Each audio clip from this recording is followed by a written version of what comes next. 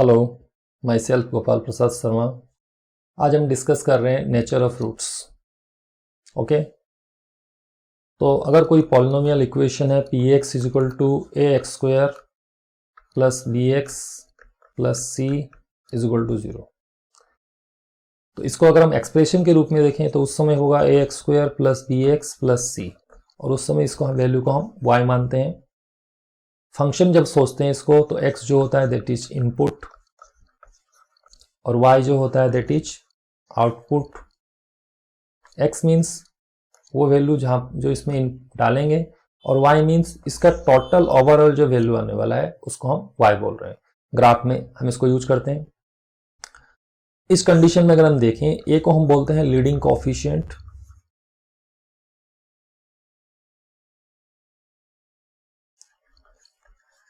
And c को बोलते हैं कांस्टेंट टर्म, और इसे हम बोलते हैं एब्सोल्यूट टर्म। ग्राफ जो होगा वो डिपेंड करेगा a के, अगर a ग्रेटर देन 0 है अपवर्ड पैराबोला, अगर a लेस देन 0 है तो downward parabola.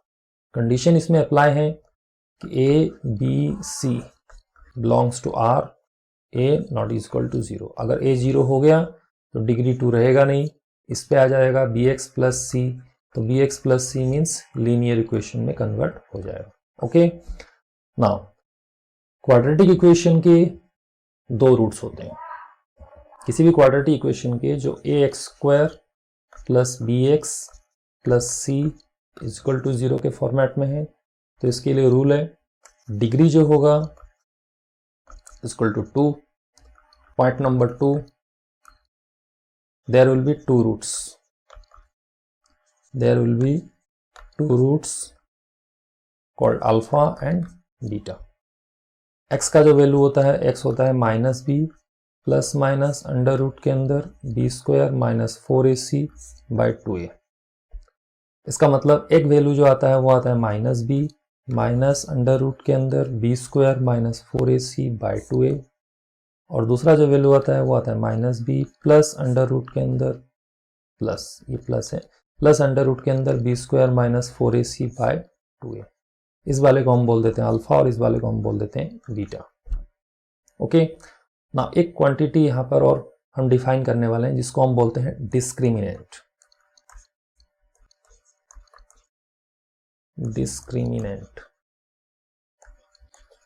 Denoted by capital D, और उसका वैल्यू होता है बी स्क्वायर माइनस 4ac। ये अंडर रूट के अंदर जो क्वांटिटी है इसी को हम डी बोलते हैं।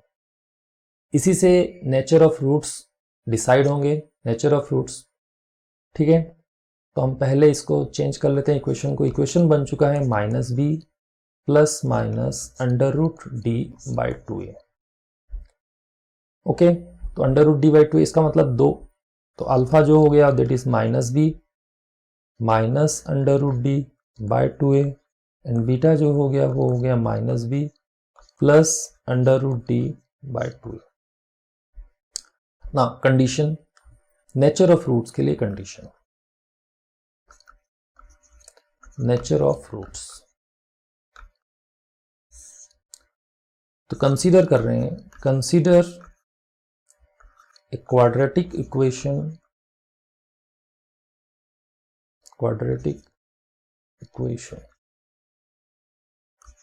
ax square plus bx plus c is equal to 0, a b c belongs to r, okay, a not is equal to 0। इस केस में सबसे पहले अगर हम देखें तो हम एक केस ले रहे हैं, d जो है discriminant that is less than 0, that means b square minus 4ac is less than 0। तो इस केस में क्या होगा, there will be no real root. मतलब हमारा जो इक्वेशन बन चुका है x, वो बन चुका है minus b plus minus under root के अंदर d बाई 2a। ना क्योंकि d जो है वो नेगेटिव आ चुका है, d लेस देन 0 है, और हम जानते हैं कि अंडर रूट के अंदर कोई नेगेटिव नंबर जैसे -25 आ जाए तो ये होता है एक्चुअली में कॉम्प्लेक्स नंबर, ये रियल नंबर नहीं है, इसलिए रूट्स जो होंगे वो रियल नहीं होंगे। ये वाला पार्ट रियल है, ये वाला पार्ट रियल है, लेकिन इस इमेजिनरी पार्ट की वजह से ओवरऑल जो आंसर आ जाएगा वो इमेजिनरी आ जाएगा, रियल नहीं होगा। इसका मतलब हो गया, इस चीज को हम कैसे लिख सकते हैं, इसको लिख सकते हैं अंडर रूट के अंदर -1 मल्टीप्लाइड बाय 25। तो अंडर रूट के अंदर 25 अलग और अंडर रूट के अंदर -1 अलग, 25 का अंडर रूट 5 और -1 का अंडर रूट जो होता है उसको हम लिखते हैं आयोटा, कॉम्प्लेक्स नंबर। ठीक है, तो दो आंसर आ जाएंगे। जो दोनों आंसर होने वाले हैं वो कॉम्प्लेक्स कॉन्जुगेट भी होंगे। कॉम्प्लेक्स कॉन्जुगेट का सेकेंड पार्ट अगर मैं लिखूं, if alpha is equal to p plus i q, that implies is beta जो होगा वो होगा p minus i q. The roots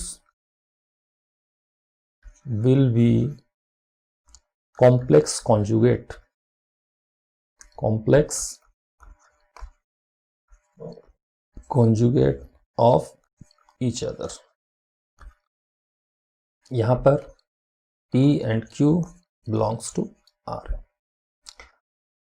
मतलब एक आंसर हमारे लिए आएगा, अल्फा अगर आ गया हमारे लिए कि -b प्लस अंडर रूट के अंदर d बाई 2a, या फिर माइनस यहाँ ले, ऑर्डर उस पर कुछ नहीं है, आप किसी को माइनस किसी को प्लस ले सकते हैं, अंडर रूट के अंदर d by 2a।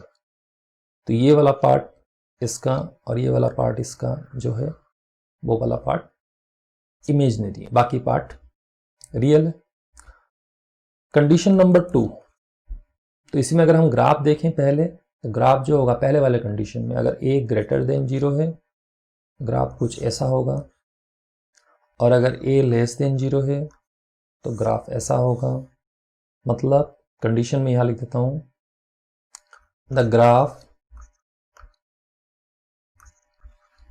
Will not cut x axis. Graph x axis को कभी भी कट करने वाला नहीं है, मतलब y इक्वल टू 0 नहीं आएगा। Okay, condition number 2, d is equal to 0 आ गया। अगर d 0 आ गया, जो इक्वेशन था हमारे लिए x is equal to -b plus minus under root के अंदर d बाई 2a, तो ये वाला पार्ट पूरा 0 आ गया, तो ये वाला पार्ट पूरा गायब हो गया। दैट मीन्स प्लस माइनस गायब हो गया, दो रूट्स नहीं बचे, एक ही बचेगा। दैट मीन्स कंडीशन आ गया alpha is equal to beta is equal to -b by 2a।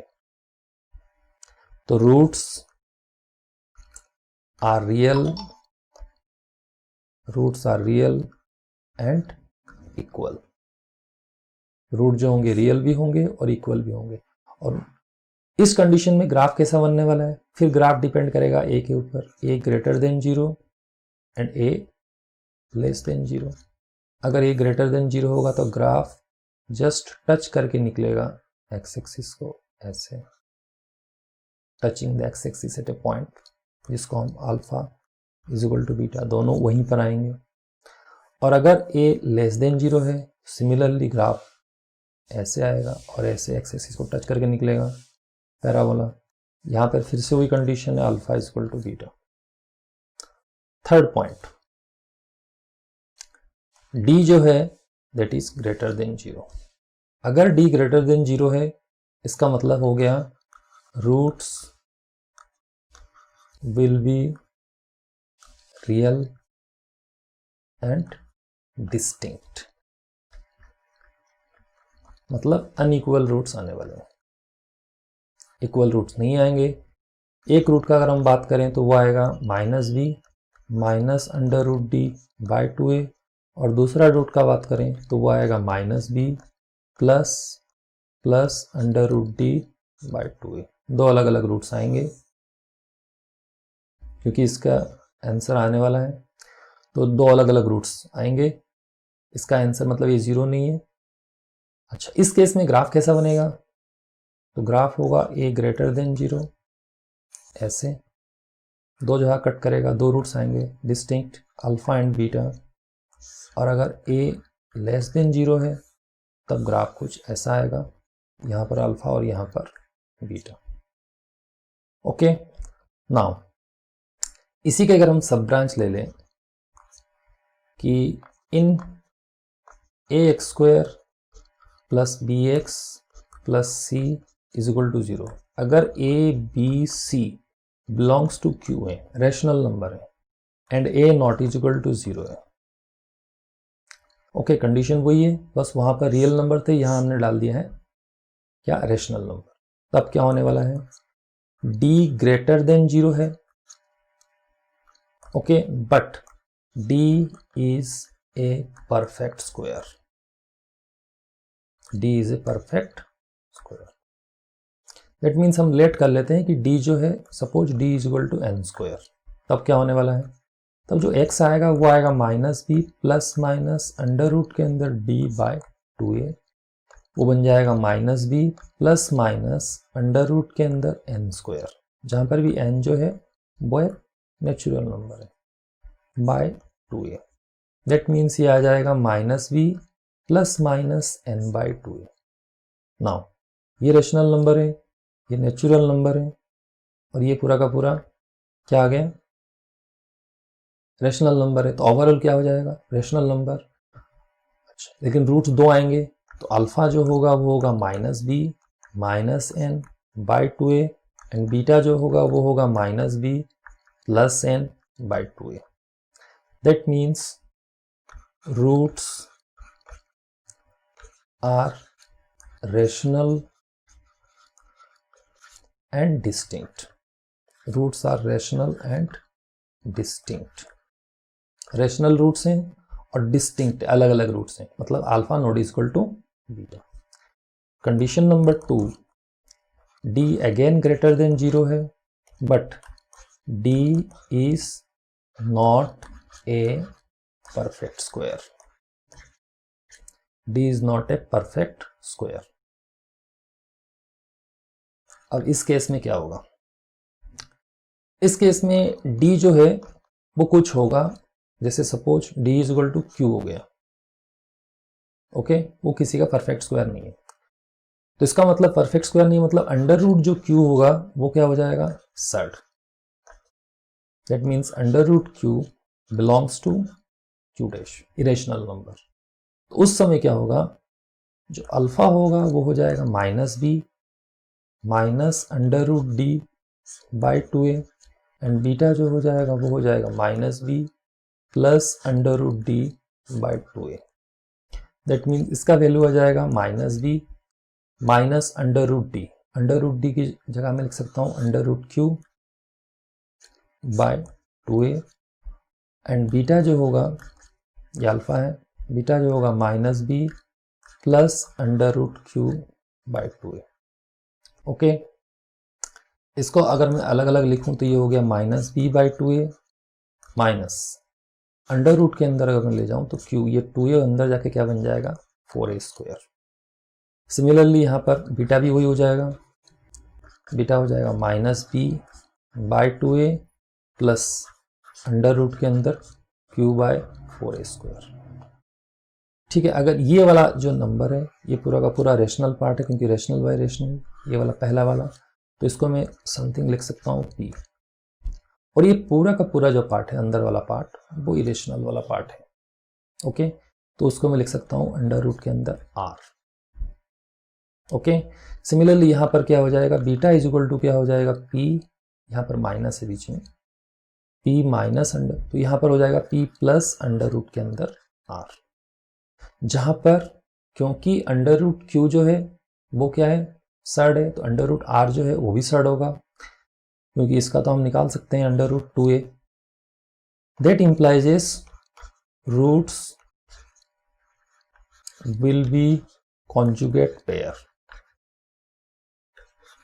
Root जो होंगे कॉन्जुगेट पेयर में होंगे, मतलब एक रूट अगर है p minus under root r, तो दूसरा रूट होगा p plus under root r, जहाँ पर p जो है बिलोंग करता है q को, एंड अंडर रूट r जो है वो सर्ड है, वो बिलोंग करता है q डैश को, okay.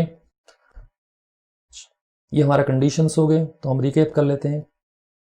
Condition number 1, d less than 0, imaginary roots, imaginary complex conjugate pair, complex conjugate pair, मतलब अगर एक होगा a प्लस आई बी तो दूसरा होगा a minus i b. Bit number 2 d is equal to 0 real and condition हो गया alpha is equal to beta. Bit number 3 जो है d ग्रेटर देन 0, तो d ग्रेटर देन 0 होने से क्या होगा रियल एंड डिस्टिंक्ट।